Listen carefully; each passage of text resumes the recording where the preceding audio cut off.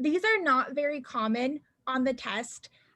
Sometimes they'll say like each of the following, what must be true except, it might say which of the following cannot be true. If this was a strengthen or weaken question when we get to this, it might say which of the following strengthens the argument the least, but that's not as common. Our goal is just to find the answer that cannot be true based on the stimulus. And so kind of how we did those invalid arguments before, well, that actually wouldn't even be strong enough. But if we had a stimulus, like what could not be true based on that? So if we go back to this example that we just had, what is something that could not be true based on this stimulus? So go ahead and think about this and give me a reaction once you're finished. All right, what do you have, Jemana? Having good soil is having good soil, you're going to automatically have, guarantees good food. Okay, but could that be true? No, but it doesn't guarantee. I guess I put in guarantee for the absolute. Doesn't guarantee.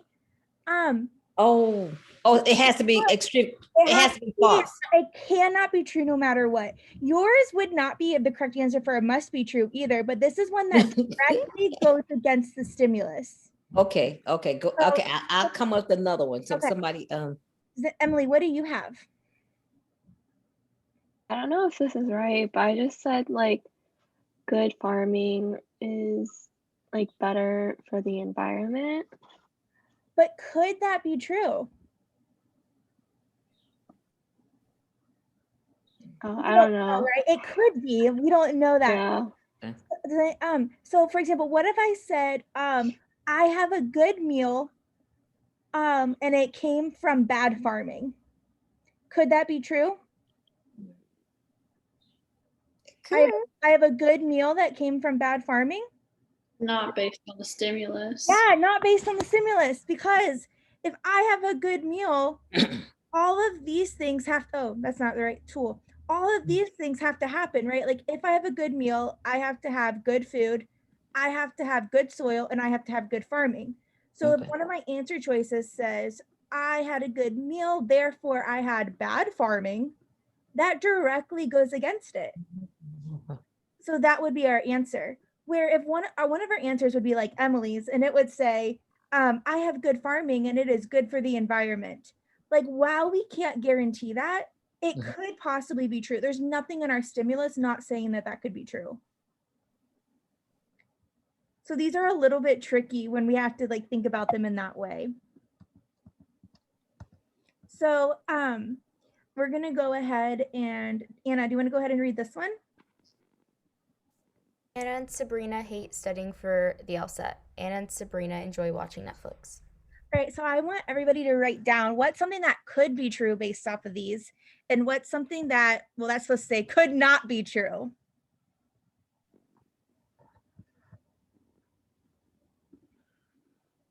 All right, Ahmed, what could be true?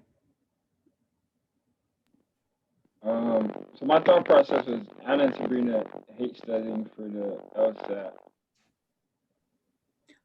Well, we know that, right? Because I was trying to connect. Can I connect them or no? Okay, so this is a simple exercise where we're just saying other things that could be true that we have no proof against. So mine is Sabrina and Anna are friends. Could that be true based on our stimulus? Oh, it must not be true, but it could. We have nothing going against that. Oh. What else could be true? What else? What do you think, Emily? What could be true? I said Anna and Sabrina may want to watch Netflix more than studying. Mm-hmm. Yeah, that could be true. What else could be true, Anna? Anna and Sabrina like to watch Friends. Yeah. Serena, what is your prediction? What are you and what's up with you and Anna? I did Anna and Sabrina like to watch Suits. Perfect. All right. So do we see how all of those things if this was a must be true except question, like what cannot be true, any of those, like we have no proof for any of those things, but we have no reason to not think they're true. I also could say Sabrina and Anna hate each other. That could be true. Hopefully not, but it could be true. But now what could not be true? What did you say for this one, Jillian? Oh, I put Anna and Sabrina will always pick Netflix over studying for the LSAT. That could not be true. I don't know. Maybe I think No, that might be true. It could be I true. think they could choose watching Netflix over LSAT studying all the time. This one's a little bit tougher, but what couldn't be true on this? I said that they enjoy studying. They like studying for the LSAT. Yeah, perfect. If we great job, Giovanna. If we said Sabrina and Anna like studying for the LSAT, that can't be true based on our stimuluses. Did anybody else say anything else? Can you say that they will do bad on the LSAT, or is that a possibility? That's a possibility. Some people hate studying. I bet there's some people in this room that hate studying for the LSAT and will do well on it. It's just because we hate it doesn't mean we're not good at. Like I might hate running, but I could be a great runner. I'm not, but I could be. The one that I said is Sabrina and Anna don't have anything in common. Like, do you feel like that can't be true? Or, yeah, there we go. Excellent. All right, so our approach for this is going to be just the same. We're going to read our stimulus and understand, read our question stem. We have to treat everything in our stimulus as true. So just like that previous one, Anna and Sabrina hate studying for the LSAT. They like Netflix.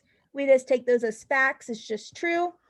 And then these ones also, we want to go through and get rid of wrong answer choices by asking ourselves, could this be true? And cross it off. What makes these questions so hard is halfway through, you can see what I have in my last bullet point, people forget what they're doing. Like that, except it's bulleted for a reason. You get to answer choice C or D, and then all of a sudden you're like, oh yeah, I'm looking for what could be true. C could be true, and you select it because you forgot what side of the argument you're on. One tip that people have for this is, if you see an accept, like just use your scrap piece of paper and kind of write A, B, C, and D. And if it could be true, circle it so that you keep track as you go to kind of catch yourself from switching. So you kind of know, or like write down like could be, like CBT, could be true, just so that you can kind of, because people do this so much on the test. But this is the one top-down question that's the opposite of what we think.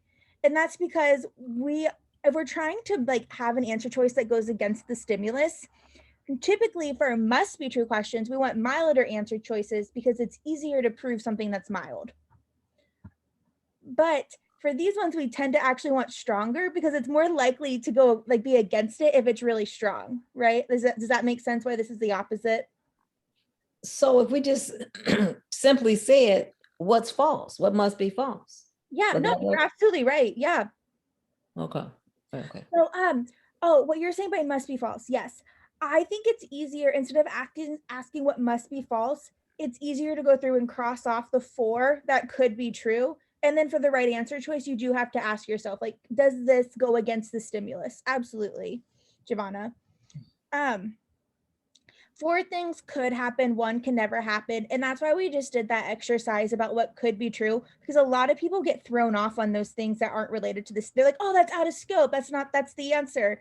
But this is the one time that we don't care if things are out of scope. That doesn't make it wrong.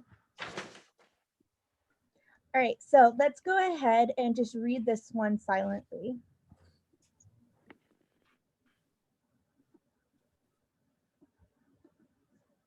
In 1976 and 1985, chemical wastes were dumped into Cod Bay. Today, 3% of the bay's bluefin cod population have deformed fins, and wary customers have stopped buying the fish. In seeking financial reparations from companies that dumped the chemicals, representatives of Cod Bay's fishing industry have claimed that since the chemicals are known to cause genetic mutations, the deformity in the bluefin cod must have been caused by the presence of those chemicals in Cod Bay. Excellent. What is our conclusion, Serena? Deformity in the bluefin cod must have been caused by the presence of those chemicals. I can feel a hint. Excellent. So this is a little bit of a unique accept question, but what this is asking us is, which I love, everybody did really well on this question. It's saying like, which of the following would be helpful in evaluating this conclusion, except? So 4 of these, the answer to this would be helpful in knowing if the chemicals cause the deformity or not. So Tia, I think I gave you A and B. So can you tell us why those would be helpful? They're helpful because the argument is saying that the deformity was caused by chemicals dumped, and the representative would need to know if like what was the first one? Was the incidence of deformed fish that are not exposed? That's helpful because they're saying like a certain percentage of the fish have been exposed. And for B, Yeah, so because clarifying A, so yeah, if the incident rate when they're not exposed is also 3%, that would be like destroy our argument, right? Excellent. Yep. What about B? And B would also help the representative's argument because it's like if this percentage of fish was already exposed before the dump, then that kind of destroys the Excellent. whatever claim. Perfect. And then what about D? Uh-oh. Who did I give D to? Oh, Ahmed, you have D. Oh, I thought I had C. Oh, never No, mind. you got it right with C. I had a typo. Oh, okay.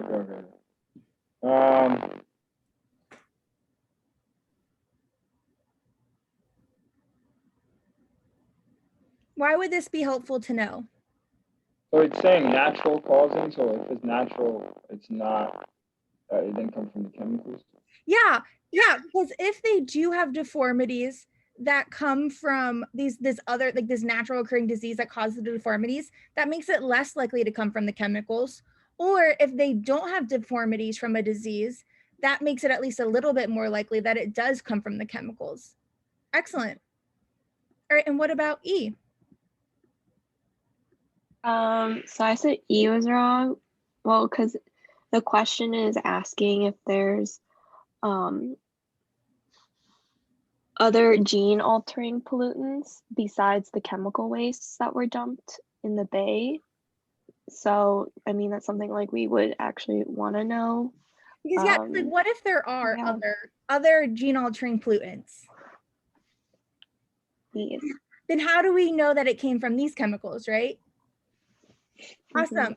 And then why is C right, Anna? Because we're not really concerned about the health problems of the people who ate them. Like, Yeah, that's but we don't care. Whatever happens to you happens. But we're not trying to prove that. We're not trying to prove that. Excellent. That's why it's C. Our emotions might get the best of us and not want to pick C, but we don't care about these health problems. Because if there are health problems in people, that doesn't mean that the chemicals did or did not cause it. Or if there's not health problems in people, that doesn't mean the chemicals did or not cause the deformity. Okay. And so that's why our answer is C. Okay. Right, clear all. All right, go ahead and try both of these on your own and put your answers in the chat. 2 at once. Big kid status now.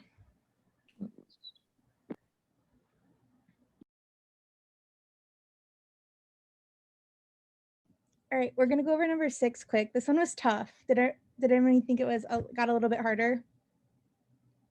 So 6 says so more than 50% of chloral preludes were written for the organ. So more than half of the preludes were written for the organ. And more than half of the great chloral preludes written for the organ were written by J.S. Bach. Okay, so one of Bach's choral preludes dramatizes one hymn's perspective on the year's end. Okay, so we dramatize this. This prelude is agonizing and fixed on the passing of the old year, with its dashed hopes and lost opportunities. But it does not necessarily reveal Bach's own attitude towards the change of the year, but does reflect the tone of the hymn's text. People often think that artists create in order to express their own feelings. Some artists do, so they do create in order to express their own feelings. Master artists never do, and Bach was a master artist. So which of the following cannot be true? So if it could happen, we're going to cross it off. So A says Bach believed that the close of the year was not a time for optimism and joyous celebration. Do we know if he thinks that or doesn't think that? We have no idea, right? So we can cross that off. Can I ask a question really quick? Yes. So I thought I chose A, which is obviously wrong now, but I thought because it said master artists never express their own. Oh, hold on. Never mind. I realized why I was wrong. One word, right? Yeah. B says, in composing music about a particular subject, Bach did not write the music in order to express his own attitude toward it. A lot of people picked B, but why is this one wrong? Emily, do you know? Well, it says that he did not write it in order to express his own attitude. And we know that if you're a master, so Bach was a master artist, and master artists do not write about their feelings. And so this B is actually is supported. All right, C says, in competitions other than choral preludes, Bach wrote music in order to express his feelings towards various objects. This has to be our answer, right? Because it says that artists create in order to express their feelings. But I thought they said they don't. Right. Master artists never do. Bach was a master artist. So this cannot be true. So this, Giovanna. And you know what? You said this, and this, you said that we forget where we are. And I was trying to make sure what we're trying to do. I know, and I was trying to make sure, okay, remember where you are, remember where you are. Yes. No, it's so true. And then E says most of Bach's preludes were written for instruments other than the organ. That could be true. Who knows? Like, just because all we know is most of the great preludes written for the organ were written by Bach, but maybe he also has a million other ones written for the flute. I don't know. But if it says most, why wouldn't? I think most of the great choral preludes that were written for the organ were written. Oh, it was true. It's true. It's true. But like maybe he has maybe he has all of the best ones for every instrument. We don't know. And then E says most of the great preludes were written for instruments. This is actually most of the, this one's tough because it says great choralide, or I don't even know how to say this word. Well, choral preludes. So this is the great choral prelude were written for instruments other than the organ. We just know that most were written for the organ. We don't know that it was most great ones. Oh, great. Damn. You're fine. The smallest things make these questions wrong. Great. So great was the one, and that's what you said, the extreme. I mean, the exaggeration. Yes. All right.